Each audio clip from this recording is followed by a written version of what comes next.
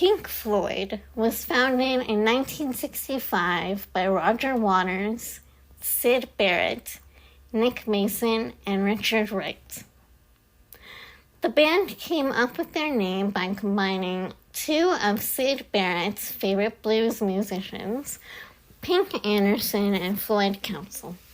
Before they became Pink Floyd, they had many names such as Sigma 6, the T-Set, the Megadeths, the Architectural or Screaming Abdabs, the Pink Floyd Sound, and eventually Pink Floyd.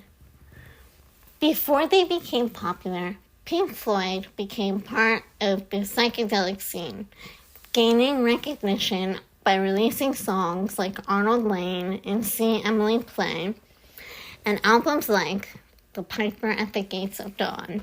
The band's frontman and creative force, Syd Barrett, wrote most of the music from their first album, The Piper at the Gates of Dawn.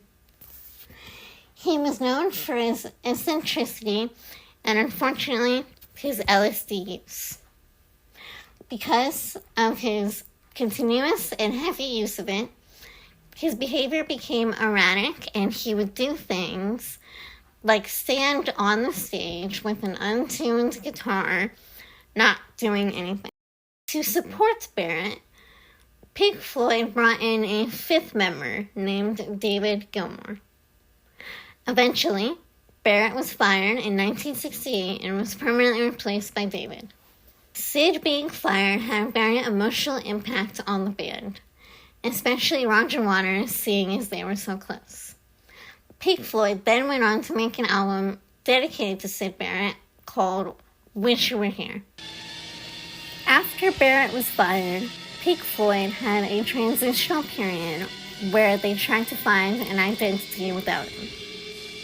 They started to make more experimental avant-garde music. Albums like A Saucer Full of Secrets, Amagama, Adam Heartmother, More, and Metal are all examples of this. Pink Floyd had less commercial success but gained a cult following. An early sign of their future sound is their song Echoes from the Metal album. They also made songs for films like More and Zabriskie Point.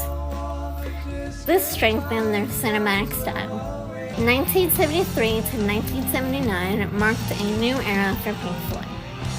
This is when they started having more global success with albums like Animals, The Wall, The Dark Side of the Moon, and Wish You Were Here.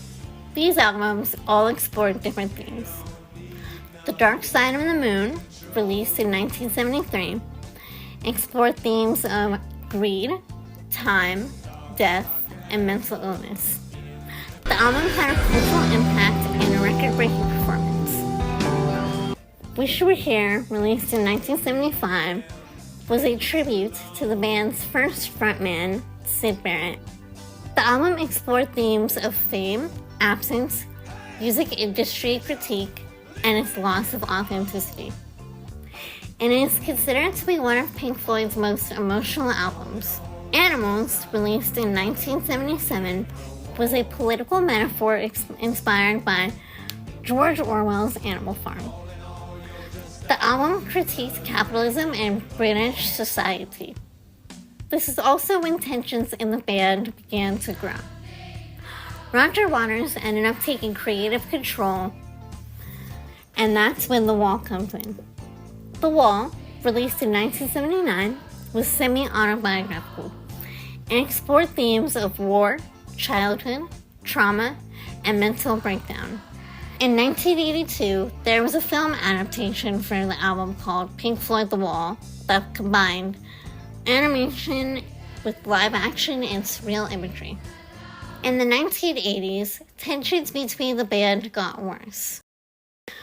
Richard Wright ended up being fired from the band during the recording sessions of The Wall because the band felt like he wasn't contributing enough. Pink Floyd made one final album together in 1983 called The Final Cut. Essentially, it was a Roger Waters solo album. Roger Waters left in 1985. After he did, he wanted Pink Floyd to be done also. He considered the band to be a spent force and didn't want the rest of the members to continue on without him. David Gilmour and Nick Mason made the ultimate decision to continue on without Roger. After David and Nick decided to continue Pink Floyd without Roger, David decided to take creative control. He and Nick created albums like A Momentary Lapse of Reason, Pulse, and The Division Bell. The Division Bell explored themes of communication and interpersonal relationships. This is when Richard Wright returned as a full member again. A Momentary Lapse of Reason had more of a commercial sound with mixed critical reception. Pink Floyd had a massive tour for the album with advanced light sounds and stage effects. Pulse was a live album and concert film. It featured a full performance of The Dark Side of the Moon. In the later years of 2005 to 2014, Bob Geldof, the lead singer of the Boomtown Rats, constructed a massive concert in 1985 called Live Aid. Live Aid featured artists like Queen, Led Zeppelin, and many others. In 2005, he constructed another concert called Live 8, which was a benefit concert in London to raise awareness about poverty. Geldof knew Pink Floyd well because he had played the character of Pink in Pink Floyd's film adaptation of The Wall. Geldof had reached out to David Gilmour about reuniting Pink Floyd to play Live 8, to which David quickly declined the offer. Bob then called Nick Mason, who had then called Roger Waters. 2 weeks later, Roger called David. That was enough to get David to fold and change his mind. For the first time since their last concert 24 years earlier, the original Pink Floyd were finally back together. After Live 8, they were offered a $150 million contract to do one final U.S. tour, which they quickly declined. However, they did not rule out the possibility of reuniting for special events, which would not be long. 1 year later, Syd Barrett passed away.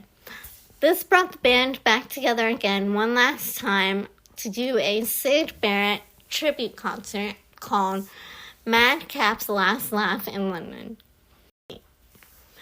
Roger Waters and David Gilmour played together again in 2010 for a charity event for the Hoping Foundation, raising money for Palestinian children. Gilmour also accompanied Roger Waters' performance of The Wall. Gilmour announced the official disbanding of Pink Floyd in 2006, but he and Nick Mason went on to create one final album together called The Endless River. Pink Floyd is one of the best-selling bands of all time with over 250 million records. They changed how albums were conceptualized and produced, pioneered live concert technology and stage design, and inspired generations of musicians and artists.